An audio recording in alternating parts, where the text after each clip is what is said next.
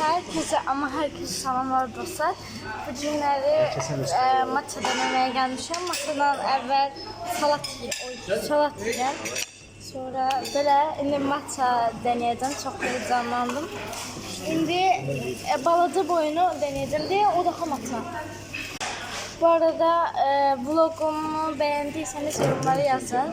Bu yorumlar açık olmasa da o birisi yorumlarımı tapıp vlogum süper oldu, yaxşı olmaz diye direkt yazabilirsiniz.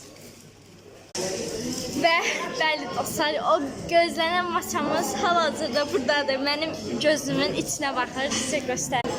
Budur maçamız. Effeksiz budur, görək dadımlayaq, görək necə bir maçadır. Çok heyecanlıyım, gəlin birlikte başlayaq. İçmeye çok heyecanlıyım. Dəhşət heyecanlıyım, içmək istəyirəm, nəsə içim.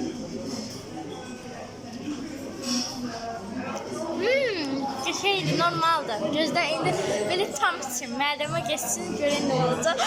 Heyecanlandım. Qəribə bir dənə dad verdi. Bilmirəm nədir. İçine pesok qatıram. Görək indi pesokum necə olacaq.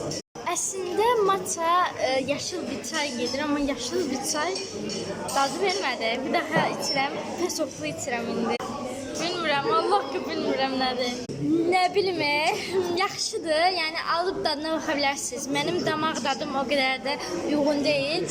Onda 4. Bayıldım deyə, sevdim deyə onda 4 verməm. Neyse. Sevdim. Çok sevdim.